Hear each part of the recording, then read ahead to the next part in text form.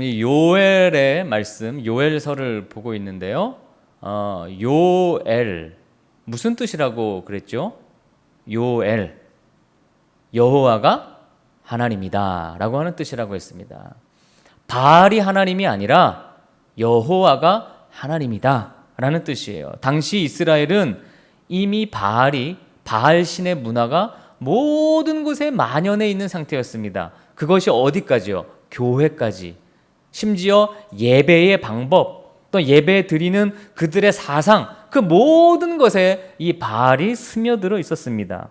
그래서 하나님이 이런 것들을 바로 잡으시기 위해서 메뚜기 사건을 주도하셨다는 거죠. 메뚜기가 그럼 4번이나 쓸고 가니 먹을 것이 하나도 없게 되었어요.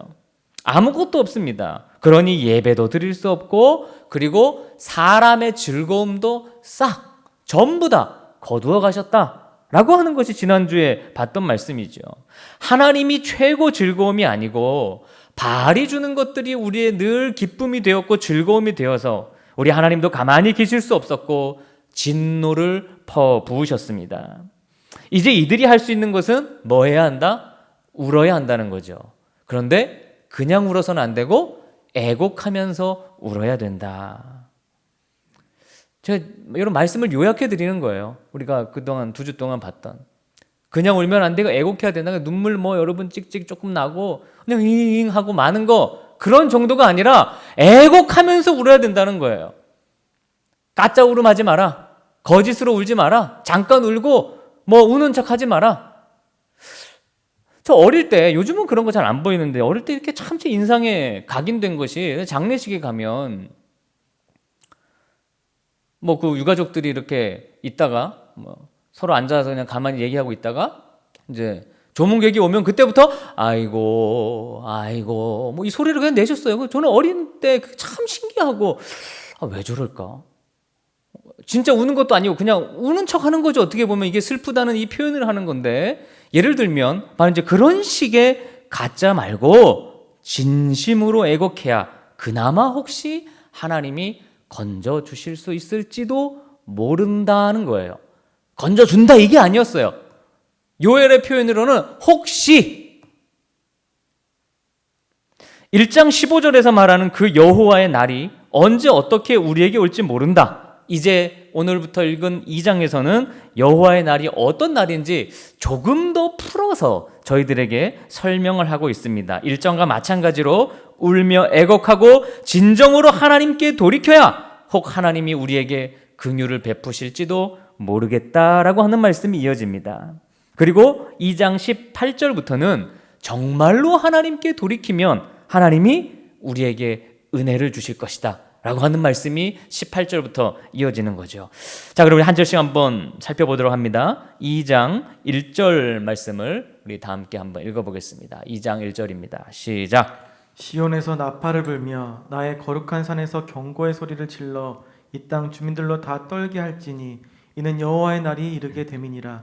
이제 임박하였으니. 네, 뭔가 완전 임박한 그런 상황을 묘사하고 있는데요. 나팔을 분다는 거는 전쟁의 나팔을 분다고 우리가 호세아서를 통해서 볼 때 벌써 몇 번 나오다 보니까 이제 여러분 반복되니까 성경 읽는 눈이 좀 깊어지는 거겠죠.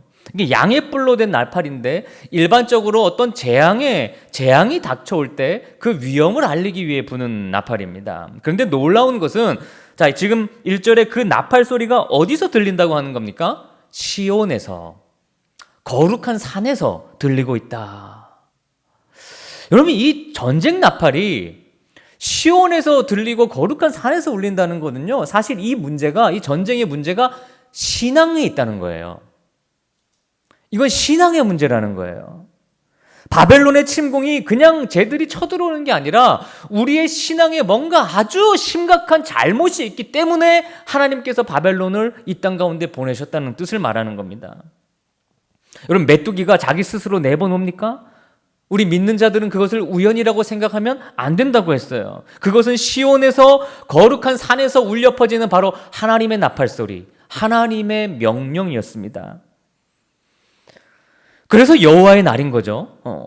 심판의 날이지만 하나님이 나팔을 불어 명령하셨기 때문에 여호와의 날인 거예요. 그러면 그 여호와의 날이 룰루랄라 춤추는 날이에요? 아니면 여호와의 날은 무서운 날이에요? 무서운 날입니다. 얼마나 무서운지를 2절부터 설명을 하고 있습니다. 자, 2절을 함께 읽도록 합니다. 시작.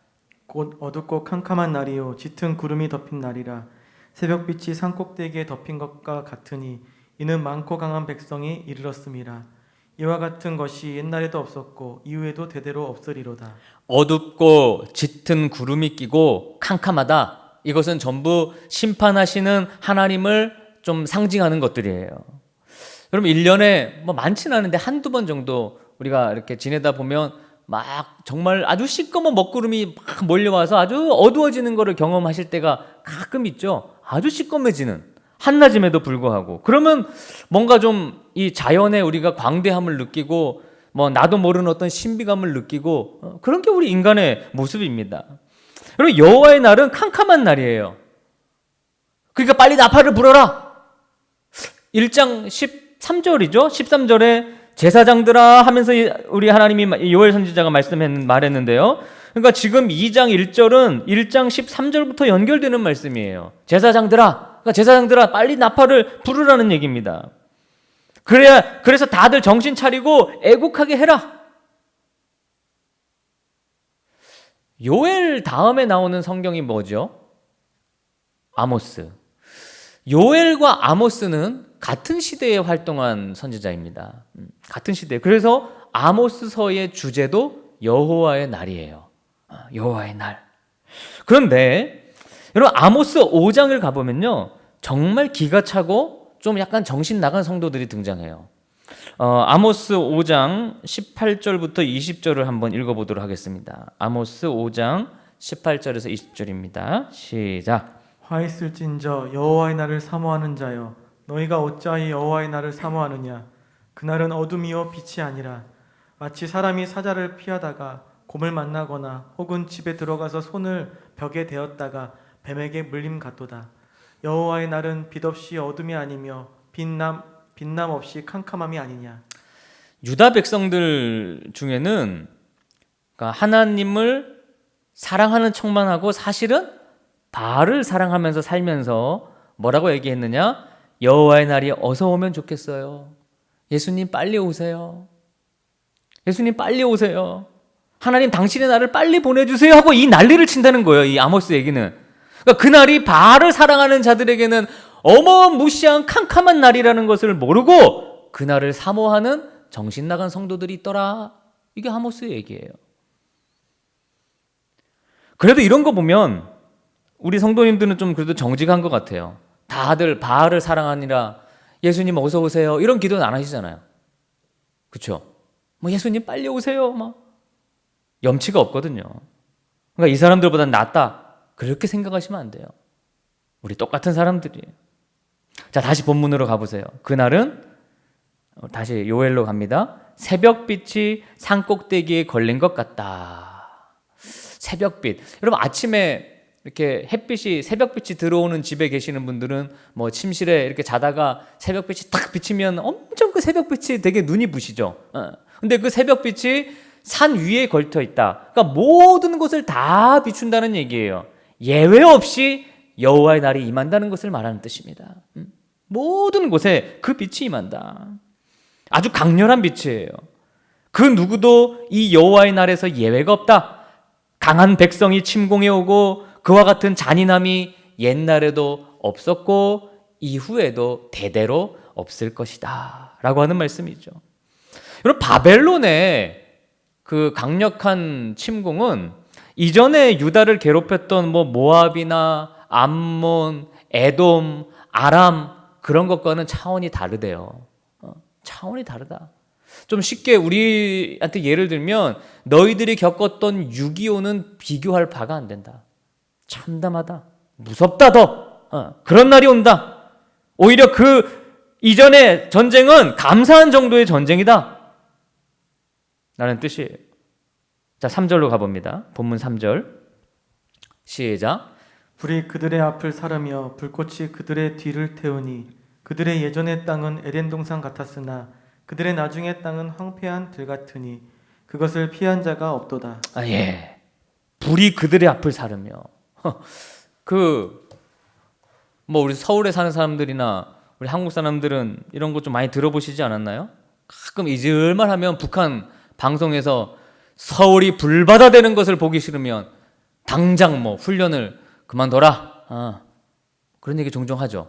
그죠? 서울 불바다 만들겠다. 그 뉴스 보니까 여러분 아프리카 아마존이 뭐 저기 뭡니까 자연 그대로의 모습이라서 아주 에덴 동산 사실 같은 곳이다라고 얘기도 많이 하는데 지금 아마존에 불이 난 게 얼마나 지속되고 있나요?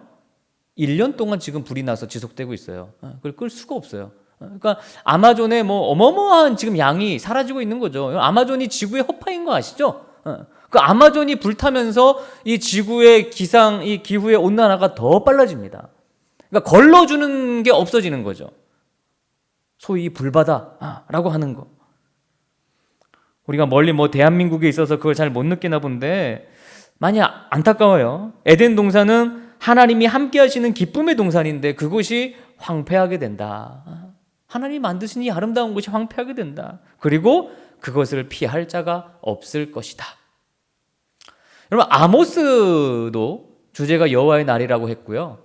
스바냐도 주제가 여호와의 날이에요. 그러니까 소선지서는 뭐 대부분이 여호와의 날에 대해서 얘기하고 있어요. 그러니까 우리가 앞으로 소선지서를 계속 보면 주제가 똑같아. 계속 이 주제야. 그래서 어떤 분은 야 어떻게 소선지서를 계속 설교하냐? 그 똑같은 얘기인데 그 약간 좀 이상한 거 아니야? 그렇게 생각하는 분들도 있어요. 왜? 주제가 똑같거든요.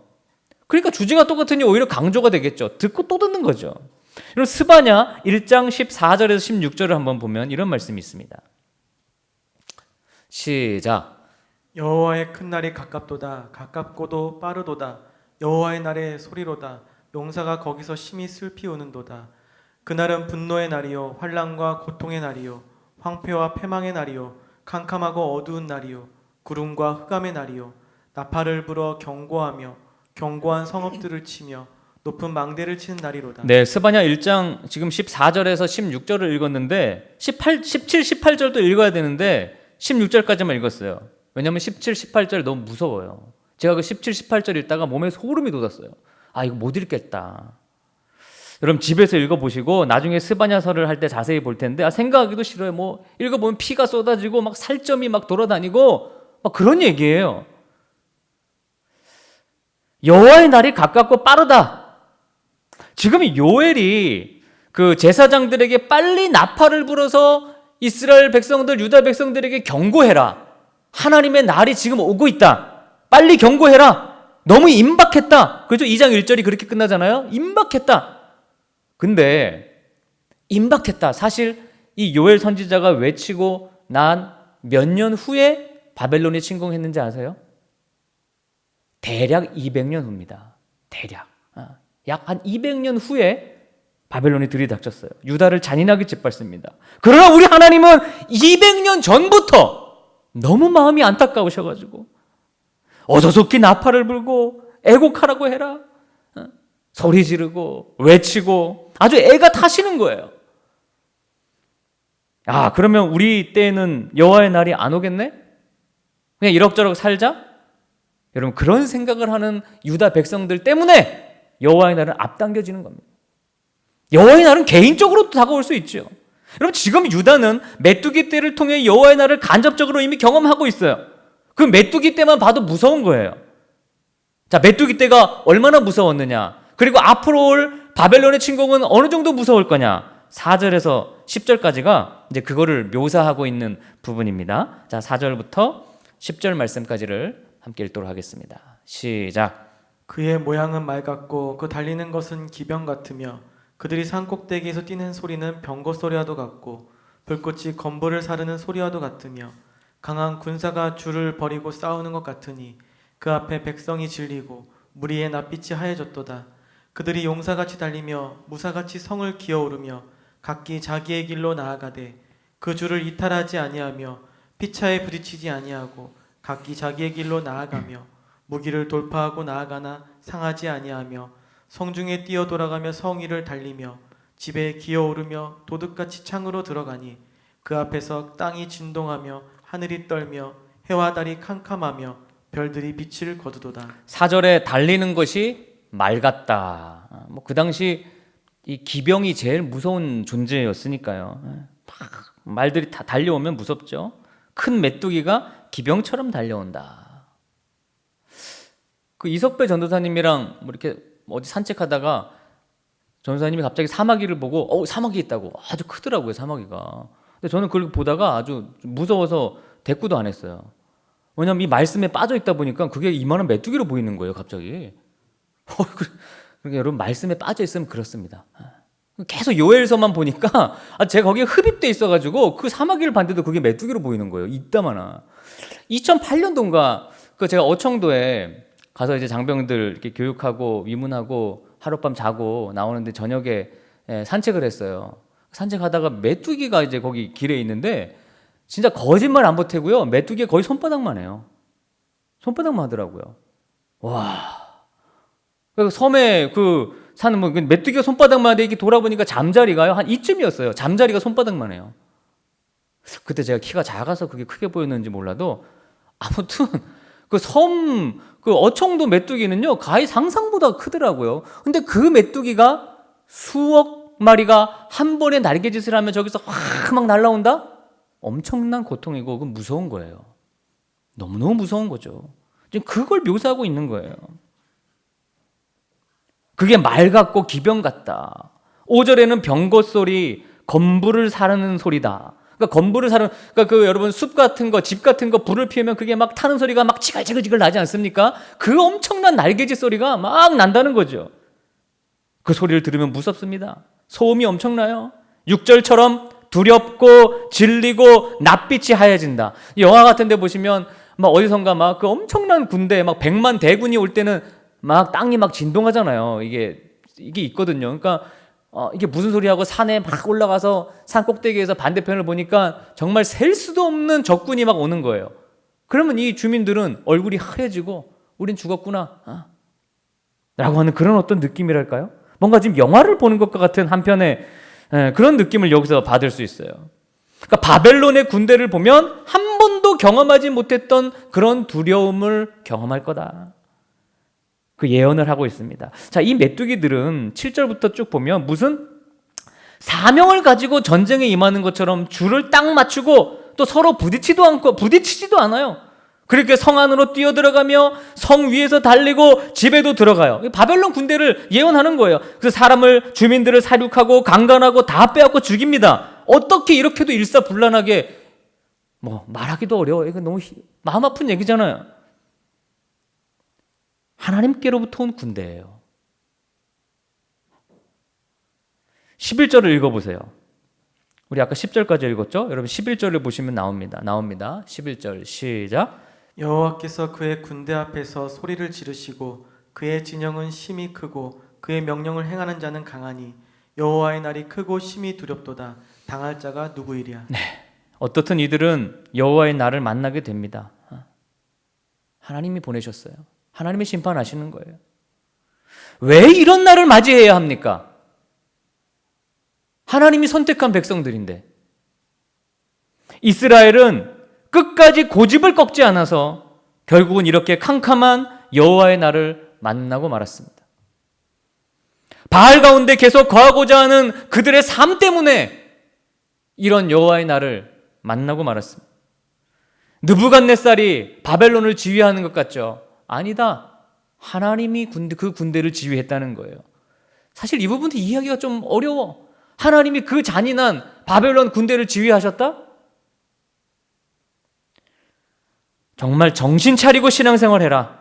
이 여호와의 날은 앞으로 오시게 될 메시아의 재림, 그것과 밀접하게 연관이 되어 있습니다. 그것을 예언하는 성경이에요. 예수 그리스도께서 천군 천사를 대동하시고 이 땅에 오시게 되는 그런 사건과도 관련이 있습니다. 여호와의 날은 마지막 때에도 여호와의 날로 명명이 되어 있거든요. 아무도 당할 자가 없다. 나는 구원받은 자일 거야. 나는 남은 자일 거야.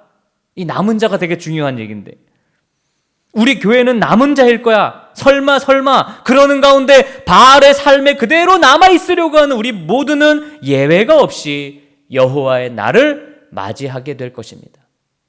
여러분, 몸이 아프고 병이 사람 골라가면서 찾아옵니까? 현실은 그렇지 않아요. 여호와의 날이 우리 모두에게 예외 없이 찾아옵니다. 12절입니다. 12절 시작. 여호와의 말씀에 너희는 이제라도 금식하고 울며 애통하고 마음을 다하여 내게로 돌아오라 하셨나니. 네, 여러분 여호와의 날이 여러분에게 예외 없이 온다는 게 제가 하는 말입니까? 아니잖아요. 지금 12절에 뭐라고 했습니까? 여호와의 말씀에. 지금 여호와가 요엘이 얘기하는 게 아니에요. 여호와가 하나님이 얘기하시는 거예요. 이제라도 지금도 늦지 않았다. 마음을 다해 하나님께 돌아와라. 오늘 2장 상반부에서 중요한 게 이겁니다. 마음을 다해. 그리고 다음 절에 나오는 마음을 찢고. 이 얘기가 뭘까? 마음을 다해서 돌아오라는 게 뭘까?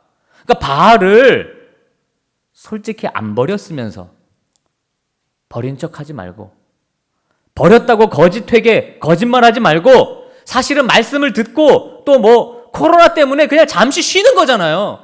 버린 게 아니라 잠시 쉬는 거지. 그렇게 거짓으로 말고 마음을 다해 진정으로 하나님께 돌아와라 라고 하는 얘기예요. 13절입니다. 시작. 너희는 옷을 찢지 말고 마음을 찢고 너희 하나님 여호와께로 돌아올지어다. 그는 은혜로우시며 자비로우시며 노하기를 더디하시며 인애가 크시사 뜻을 돌이켜 재앙을 내리지 아니하시나니. 옷을 찢지 말고 마음을 찢어라. 그러니까 하나님께 마음을 다해 돌아와라. 거짓으로 돌아오지 말라. 그 말과 같은 말이에요. 여러분 이들이 옷을 왜 찢냐? 여러분 이들은 사실 당시 사람들은 옷이 많지 않았어요. 우리처럼. 옷 한 벌이 중요한 시대잖아요. 근데 그 옷을 찢는다는 거는 대단한 어떤 결심을 얘기하는 건데, 그런데 그것도 옷을 자꾸 찢다 보니까 형식이 된 거예요. 그냥 옷만 한번 예배 때 딱 찢고 다시 돌아가면 바알을 섬기는 거예요. 예배 때 뭐 부흥회 때나 잠깐 회개하고 실제는 돌이키지 않으니 이제는 마음을 찢어라. 너 정말 돌이켜라. 정말. 근데 제가 이 말씀을 붙들고 계속 기도하는데 저도 그런 생각이 들었어요. 아, 내가 할 수 있을까? 내가 진짜 돌이킬 수 있을까? 저도 옷만 찢거든요. 진짜 마음을 찢을 수 있을까? 왜냐면 이 바알을 버릴 수 있느냐? 이게 엄청 힘든 일이에요. 해보신 분은 알아요. 안 해보신 분은 몰라요. 해본 분은 압니다. 이거 엄청 힘든 일이에요. 초조해집니다. 마귀가 못하게 합니다. 그래서 자꾸 걱정을 줍니다. 미래에 대한 두려움을 줍니다. 인생에 대한 두려움을 줍니다. 막습니다. 못하게. 그런 고통을 감내해야 버릴 수 있는 거거든요. 그러니까 이게 쉬운 게 아니에요. 그래서 대부분은 죽을 때까지 하나님께 못 돌아가요. 옷은 찢을 수 있죠. 그렇게는 돌아가지만 마음을 찢고는 못 돌아가요. 대부분은 그래요. 죽을 때까지 갖고 가는 거예요. 평생 자기 자랑하면서 살고요. 평생 남 욕하면서 살고, 평생 돈만 벌면서 살고요. 평생 하나님을 기쁘게 하는 것이 뭔지 모르고 살아요. 그렇게 돌아가는 척만 하면서 산다고요, 우리가. 왜 그럽니까? 근데 그 왜 그러냐? 그 이유를 사실 따져보면요, 그렇게 어려운 이유도 아니야. 우리 이제 뒤에 이어서 나오는 이 말씀에 보면 하나님의 이런 속성을 정말로 못 믿어서 그런 거예요. 그러니까 믿음이 없는 거죠. 엄밀히 말하면. 뒤에 지금 읽은, 여러분 13절에 읽은 하나님의 속성이 뭡니까? 은혜로우시고 자비로우시고 노하기를 더디하시는 분이라는 것을 못 믿는 거예요. 믿는다고 그냥 거짓말하는 거지. 아, 정말 믿는다면 왜 못 버립니까? 하나님이 책임져 주시는 은혜의 하나님을 믿으면 왜 못 버립니까? 그거 안 믿는 거죠. 오히려 세상의 두려움이 더 커 보이는 거지. 하나님을 아는 지식은 이렇게 중요한 것입니다. 지금까지 호흡하고 살아오던 것을 잘라버리고 새로운 방법으로 살아가는 것은 하나님의 이러한 성품을 정말로 믿는 사람만이 할 수 있습니다. 하나님은 내 인생에 은혜로우신 분이야. 하나님은 내 인생에 자비로우신 분이야. 반드시 책임져 주시는 분이야. 이거 믿는 자만 할 수 있는 거예요. 그거 못 믿으면 죽을 때까지 바알을 버릴 수 없습니다. 그 달콤한 유혹, 그 재미 버릴 수가 없어요. 14절입니다. 14절 말씀 시작.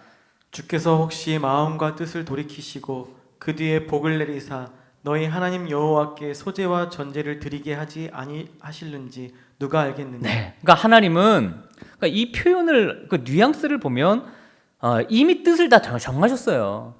이스라엘 이 유다 백성들을 다 심판하시기로 이미 정하신 상태예요. 근데 요엘의 이제 선지자 얘기가 혹시라도 이렇게 하면 진짜 하나님을 믿고 돌이키면 혹시 하나님이 도와줄 수 있지 않겠느냐? 라고 하는 거예요. 여러분 호세아, 요엘, 아모스 그 다음 성경이 근데 여러분이 잘 아는 요나서예요. 근데 요나서를 보면 요나가 가서 복음을 전하고 그 니느웨 백성 사람들이 실제로 회개하고 돌이킨 역사가 나타났어요. 실제 그런 이야기가 있어요. 베옷을 입고 하나님께 부르짖고 돌아섰더니 하나님이 그 진노를 그치셨다고 요나서 3장에 증언합니다. 여러분 니느웨 백성들 하나님이 그 이방 니느웨 백성들도 진짜로 돌이키면 그렇게 구원하시는데 하나님의 자녀들인 우리와 저와 여러분을 구원하시지 않겠습니까? 하나님의 아들 딸인 우리를 니느웨 백성도 구원하시는데 우리가 정말 돌이키면 하나님을 향해 중심으로 돌이키면 우리를 책임져 주시지 않겠느냐고요. 할렐루야? 그게 우리 하나님 아닙니까? 하나님의 백성들, 당신이 택한 백성들을 어떻게 책임지실지 그것을 믿음의 눈으로 보면서 우리는 살아가는 거예요. 아모스서에도 하나님께서 이스라엘에 대한 심판을 2번이나 후회하셨다는 내용이 나와요. 그리고 심판을 쓰다마셨어요. 그러나 3번째는 결국 이들이 거짓으로 회개했기 때문에 실제 심판을 행하시는 얘기가 등장합니다. 사랑하는 여러분, 지금 읽은 14절 말씀처럼 소제와 전제를 기쁘게 드릴 수 있는 날이 빨리 왔으면 좋겠어요. 여러분도 그렇지 않나요? 이제 곧 추수감사절이 다가오는데 이 소제와 전제, 곡식과 하나님 주신 것을 가지고 제단에 모여서 하나님께 예배하는, 다 함께 예배하는 그런 날이 빨리 왔으면 좋지 않겠습니까? 저도 여러분들을 빨리 이곳에서 뵙고 싶습니다. 15절과 16절 말씀입니다. 15절과 16절입니다. 시작. 너희는 시온에서 나팔을 불어 거룩한 금식일을 정하고 성회를 소집하라. 백성을 모아 그 모임을 거룩하게 하고 장로들을 모으며 어린이와 젖 먹는 자를 모으며 신랑을 그 방에서 나오게 하며 신부도 그 신방에서 나오게 하고. 네, 이제 또 나오는 거죠. 우리가 할 수 있는 것은 이제 모여서 울어야 된다. 내가 바알을 버리지 못하는 것에 대한, 하나님을 진짜 믿지 못하는 것에 대한 그 모든 것을 가지고 나와서 울어야 된다. 장로들, 여기 장로들은 노인들을 말하는 거예요. 어린이와 젖먹이들. 여러분 사실 얘네들이 뭐랍니까? 보통 이스라엘에서 성회를 소집할 때 어린이와 젖먹이들은요 예외예요. 소집 안 했어요. 다른 데를 보세요.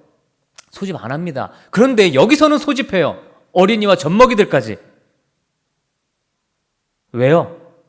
여러분 200년 후에 이들의 자녀들이 그 심판을 제대로 당하는 거 아닙니까? 어린이와 젖먹이들도 그 부모들을 통해 이미 바알의 모든 것들이 다 스며들어 있는 거예요. 다 나와라. 마지막에는 신랑과 신부도 나가라고 돼 있어요. 이게 왜 의미 있는 말씀이냐? 신명기 20장 7절 그리고 신명기 24장 5절인가를 보면 하나님이 이 전쟁에 군대를 소집할 때 갓 결혼한 신랑들은 소집하지 않았습니다. 오면 결혼한 사람들은 돌려보냈어요. 그게 성경의 이야기예요. 그것도 24장 5절에는요 1년 동안 이 새신랑은 아무 일도 시키지 말고 신부를 기쁘게 하는 일에 최선을 다하게 내비둬라. 이게 성경의 신명기의 말씀이에요. 그만큼 이렇게 결혼한 신혼 부부들에 대해서 되게 성경은 아주 좋게 얘기하고 있죠. 그게 되게 중요하다는 겁니다. 그러나 지금은 그럴 때가 아니다. 갓 결혼한 신랑도 신부도 다 나와라. 다 나와라. 그렇게 울지 않으면 지금 이거 해결이 할 수가 없는 일이야. 17절입니다. 시작. 여호와를 섬기는 제사장들은 낭실과 제단 사이에서 울며 이르기를 여호와여 주의 백성을 불쌍히 여기소서 주의 기업을 욕되게 하여 나라들로 그들을 관할할지 못하게 하옵소서 어찌하여 이방인으로 그들의 하나님이 어디 있느냐 말하게 하겠나이까 할지어다. 네, 이 17절을 현대인의 성경으로 보면 좀 더 이해가 쉽더라고요. 뒷부분이 어떻게 돼 있냐? 하나님의 백성들이 조롱거리가 된다. 그렇게 번역했어요. 현대인의 성경은. 한 성도님이랑 이렇게 얘기를 하는데 그분이 지휘관으로 모셨던 분 이렇게 집 근처에 가서 뭐 가까이 왔으니까 전화를 했대요. 사모님 하면서 전화를 했대요. 그랬더니 대뜸 그러더래요. 야, 너 교회 다니지? 나 너 안 만나. 코로나 걸리면 어떡해? 기분이 너무 상했대요. 여러분, 지금 목사라는 게 아주 조롱거리예요.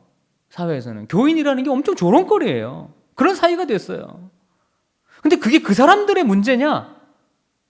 그거 아니라는 거죠. 요엘의 말씀은. 성경을 보면 하나님이 그렇게 하셨다는 거예요. 하나님이 조롱거리가 되게 하신 거예요. 우리 하나님께서. 여러분 잘 알고 얘기하세요. 그런 것들에 대해서. 그 사람들이 문제가 아니라고요. 제사장들이 낭실과 제단 사이, 낭실은 교회의 현관인데요. 이 제단 사이에서 기도해라. 울면서 기도해라, 제사장들아. 저도 울면서 기도하지 않았는데 이 본문을 읽으면서 지난 주간에 계속 여기 와서 기도했어요. 저기 낭실이고, 그렇죠? 여기가 제단이잖아요. 사이에서. 근데 이 본문을 갖고 기도하니까 눈물이 나더라고요. 눈물이 나요. 하나님, 이 땅에 하나님의 백성들이 조롱거리가 됐습니다. 어떻게 이런 주의 기업이 욕을 듣고 있습니까? 하면서 그냥 눈물이 나는 거예요. 하나님 없지 않습니까? 울면서 기도해라. 그렇게 진심으로 울면서 기도하면 다들 큰 소리는 많이 치죠. 근데 진짜 이렇게 애통하는 자들이 얼마나 있을까? 그때에 18절입니다. 18절에서 20절까지 마지막이죠. 18절에서 10절입니다. 시작. 그때 여호와께서 자기의 땅을 극진히 사랑하시어 그의 백성을 불쌍히 여기실 것이라. 여호와께서 그들에게 응답하여 이르시기를 내가 너희에게 곡식과 새 포도주와 기름을 주리니 너희가 이로 말미암아 흡족하리라. 내가 다시는 너희가 나라들 가운데서 욕을 당하지 않게 할 것이며 내가 북쪽 군대를 너희에게서 멀리 떠나게 하여 메마르고 적막한 땅으로 쫓아내리니 그 앞에 부대는 동해로 그 뒤에 부대는 서해로 들어갈 것이라. 상한 냄새가 일어나고 악취가 오르리니 이는 큰 일을 행하였음이니라. 네, 18절을 한번 띄워주세요. 18절 말씀. 이 18절이 그때 여호와께서 자기의 땅을 극진히 사랑하시어 그의 백성을 불쌍히 여기셨다.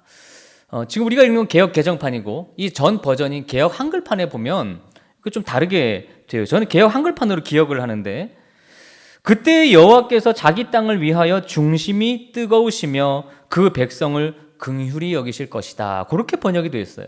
근데 저는 거기에 익숙해서 그런지 몰라도 그 번역이 훨씬 더 제 마음에 와 닿는 번역이에요.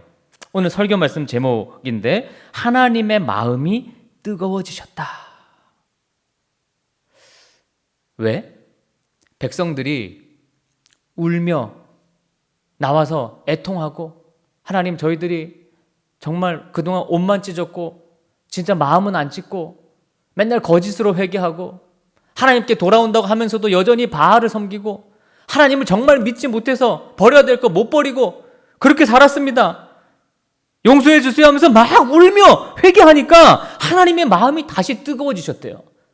그러니까 이 말은 두 가지로 볼 수 있는데 하나는 다시 뜨거워졌다고 했으니까 하나님이 우리를 참 사랑하시는데 우리를 사랑하셨던 하나님의 마음이 그동안 어떻게 돼 있었다는 거예요? 식었다는 얘기예요. 저는 여기에 충격을 받았어요. 하나님이 우리 사랑하시는 마음이 식을 수도 있구나. 식을 수도 있구나. 너무 바알만 쫓아다니니까 하나님의 사랑이 식는 거예요. 그런데 다시 울며 애곡하니까 하나님의 마음이 중심이 뜨거워지시기 시작했다는 거예요. 얼마나 우리를 사랑하시는 분인데 그분이 얼마나 우리를 바라보시는 분인데요. 우리의 철저한 회개와 돌이킴이 다시 하나님의 마음을 사랑으로 뜨겁게 불타오르게 한 것입니다. 여러분, 다시 하나님의 마음에 뜨거운 불을 타오르게 하실 수 없으십니까? 그렇게 하는 선두주자가 저는 저와 여러분과 우리 교회가 되었으면 좋겠습니다. 그래서 이 해군 해병대를 향해 식어진 하나님의 마음이 우리의 애통함을 통해 다시 뜨거워지고 우리를 사랑하셔서 여호와의 날에 혹 자비와 긍휼을 허락해 주실 수도 있지 않겠습니까? 울며 애곡하고 마음을 찢고 진정으로 돌이키는 일에 앞장서는 저와 여러분이 되시기를 주님의 이름으로 축원합니다. 우리 함께 자리에 다 일어나셔서 찬양하시면서 결단하는 마음으로 하나님께 기도하며 찬양하겠습니다. 그 크신 하나님의 사랑.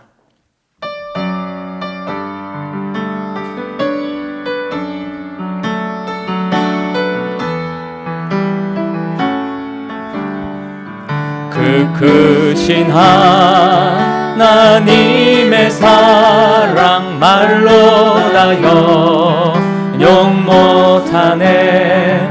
저 높고 높은 별 넘어 이 낮고 낮은 땅 위에 죄범한 영혼 구하려 그 아들 보내사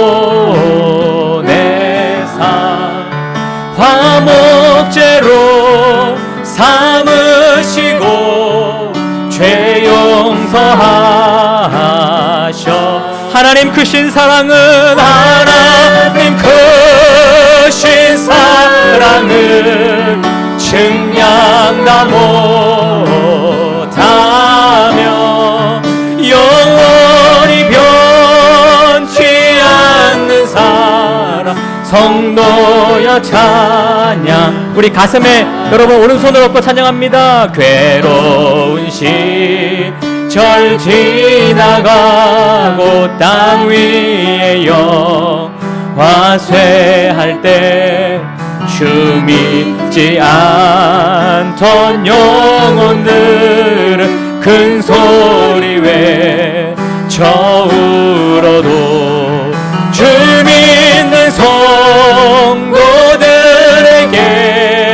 큰 사랑 베푸사 우리의 죄 사했으니 그 은혜인 즉 하나님 그 크신 사랑 하나님 크신 사랑을 증량 다 못하며 영원히 변치 않는 사랑 성도여 찬양. 하늘을 두루마리 삼고 하늘을 두루마리 삼고 바다를 먹물 삼아도 한없는 하나님의 사랑 다 기록할 수 없겠네. 하나님의 크신 사랑 그 어찌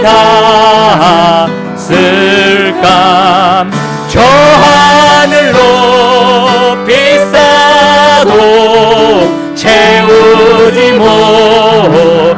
하나님 크신 사랑은 하나님 크신 사랑은 증량 다 못하며 영원히 변치 않는 사랑 성도여 찬양. 하나님 크신 사랑은 하나님 크신 사랑은 증량 다 못하며 영원히 변치 않는 사랑 성도여 찬양하세. 우리 함께 눈을 감고 합심하여 기도하기를 원합니다. 이 시간 함께 기도하실 제목은 우리의 애곡함과 간절한 마음 그리고 하나님의 그 은혜로우신 성품을 우리를 책임져 주시는 하나님임을 진심으로 믿고 바알을 과감히 버릴 때 하나님께서 다시 마음이 뜨거워지셔서 우리를 다시 한번 사랑해 주시고 우리 대한민국을 다시 한번 사랑해 주시고 우리의 각 가정을 다시 한번 사랑해 주시고 나의 인생을 다시 한번 사랑해 주시고 그렇게 주님의 사랑이 다시 뜨거워지게 해달라고 우리 하나님께 1분 동안 간절한 마음으로 기도하며 나가겠습니다. 함께 기도하겠습니다. 사랑과 은혜의 아버지 하나님, 이 시간 우리가 온라인으로 예배하며 하나님 앞에 우리 사랑하는 모든 교우들이 간절히 기도합니다. 아버지 하나님, 우리 해군중앙교회가 먼저 주님 앞에 애곡하며 나갑니다. 그동안 옷만 찢었던 우리의 모습을 회개하오니 이 시간 마음을 찢게 하여 주시고 진실로 주님께 돌이키는 자들 되기 소망합니다. 아버지 하나님, 하나님은 은혜로우시며 자비로우시며 노하기를 더디하시며 사랑이 많으시고 우리를 고쳐주시는 분임을 믿사오니, 우리를 책임져 주시는 분임을 믿사오니, 그것을 진실로 믿는다면 내 안에 있는 모든 추한 죄들을 버리고 바알을 버리며 하나님을 향하여 내 삶을 결단할 수 있도록 인도하여 주시옵소서. 주님, 바알을 버리는 일이 고통스러운 일이기는 하나 그러나 주님을 믿사오니 우리의 삶을 바꾸겠습니다. 주님, 우리가 이렇게 애곡하며 기도할 때에 우리 대한민국을 다시 한번 뜨겁게 사랑하여 주시고 우리의 각 가정을 사랑하여 주시고 해군의 병대를 사랑하여 주시고 나의 인생을, 내 마음을 주님 다시 뜨거워지신 마음으로 사랑하시사 우리를 주님의 은혜로 채워 주시옵소서. 주님을 믿습니다. 주님을 믿습니다. 주님, 우리를 도와주시옵소서. 아버지요, 아버지요, 아버지요.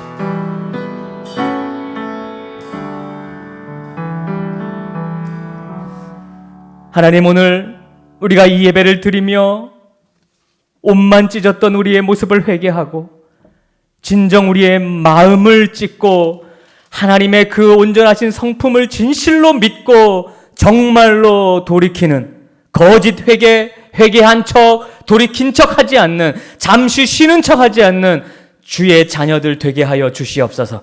우리가 진실로 애곡하고 회개할 때에 하나님, 우리 대한민국을 향해 식어진 하나님의 사랑이 다시 뜨거워지게 하시고 한국 교회와 우리 해군의 병대를 향해 식어지신 주님의 중심이 다시 뜨거워지며 우리의 가정과 나를 향하여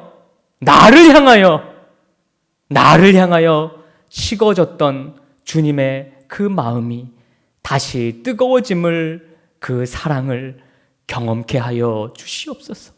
이 시간 온라인을 통해 예배를 드리고 있는 사랑하는 주의 백성들 가운데 함께하여 주시고 특별히 몸과 마음이 아파서 하나님 고통 중에 있는 우리 사랑하는 교우들 가운데 임재하셔서 저들의 아픈 부분을, 아픈 마음을 주님의 오른손으로 치료하여 주시옵소서. 우리의 식어진 마음이 주님의 은혜로 다시 한번 뜨거워지게 하여 주시옵소서. 오늘도 예물 드린 자들 함께하여 주시고 예물을 드릴 때마다 우리의 가슴이 뜨거워지게 하여 주옵소서. 이제는 우리 주 예수 그리스도의 은혜와 하나님의 사랑과 성령님의 교통하심이 하나님